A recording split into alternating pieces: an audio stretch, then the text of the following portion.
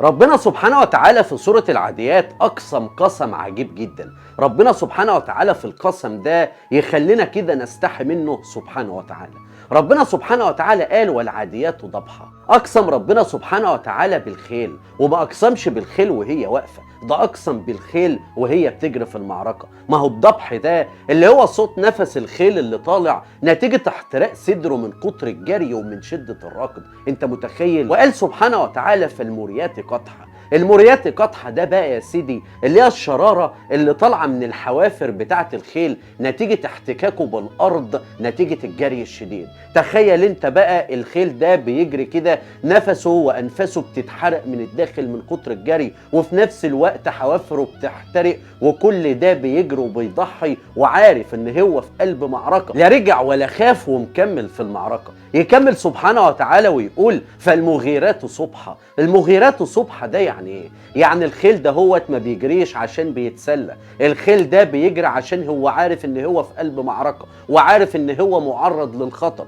ورغم كل ده ما سخطش على صاحبه ولا خاف ولا خذل صاحبه ابدا، وبيضحي من اجل صاحبه وماشي كده. فاثرنا به نقعة، اثرنا به نقعة اللي هو الغبار اللي طالع نتيجة الخيل ونتيجة جري الخيل. الغبار ده بيملى الهواء. تخيل بقى ان الخيل مع كل ده بيتنفس الهواء مليان غبار ومليان اتربه، يعني صدره بيحترق من الجري، حوافره بتحترق من كتر الجري، وكل ده الهواء اللي بيتنفسه مش هواء صافي، ده هواء مليان تراب نتيجه الجري ده. فوسطنا به جمعا، يعني الخيول متمركزه في نص المعركه، ما جرتش ابدا ولا هربت، ده بتضحي من اجل صاحبها وعندها استعداد تجري كده مع صاحبها كده وما تخذلوش ابدا ابدا ابدا.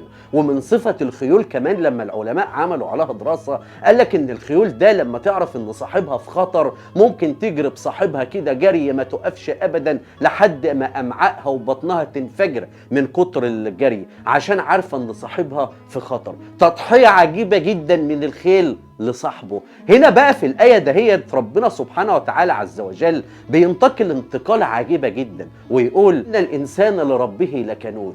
كنود يعني ساخط على النعم. يعني إيه سر الانتقالة العجيبة؟ ربنا سبحانه وتعالى في أول الآية قاعد يقسم بالعاديات، وإن العاديات اللي هي الخيول بتضحي من أجل صاحبها وبتقابل مشاكل وبتقابل كل حاجة، وعشان صاحبها اللي بيديلها بس شوية أكل وشوية شرب بتعمل كل ده عشان هو وتضحي بيه. وصاحبها دوت لا خلق لها سمع ولا خلق لها بصر ولا خلق لها حوافر ولا خلق لها أي حاجة، ده مجرد بس إن هو بيطعمها ويأكلها ويشربها تفضل تضحي عشان نفسها من أجله. يجي ربنا سبحانه وتعالى ويقول إن الإنسان لربه لكنود. يعني ربنا سبحانه وتعالى بيقول شوف الإنسان بقى اللي أنا خلقته وخلقت بصره وخلقت سمعه وعملت له كل حاجة، لما يحصل له أي أمر مسيء في حياته يسخط على نعم ربنا سبحانه وتعالى، بينسى كل حاجة ويفتكر الحاجة الوحشة دي. صدقتني بقى لما قلت لك إنك أنت في الأول هتستحي من ربنا سبحانه وتعالى؟ يا سبحان الله، يضرب لنا مثل بالخيل وبعد كده يجي يقول لك ان الانسان اللي انا خلقته وخلقت له سمعه وخلقت له بصره وجبت له رزقه وعملت له كل ده يسخط في الاخر على نعم ربنا سبحانه وتعالى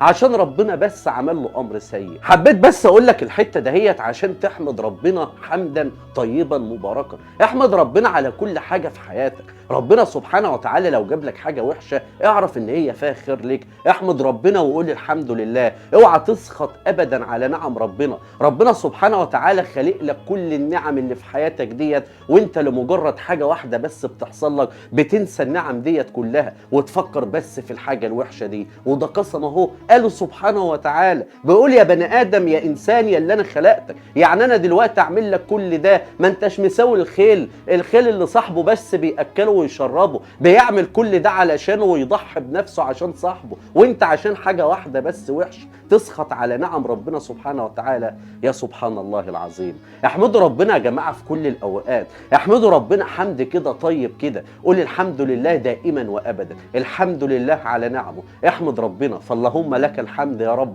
حمدا طيبا. اوعى تسيب الفيديو ده لما تنشره لغيرك عشان يحمد ربنا هو كمان، وانت كمان ما تسيبش الفيديو ده الا لما تعلق وتقول سبحان الله والحمد لله حمدا طيبا مباركا. واشوفك في فيديو جديد.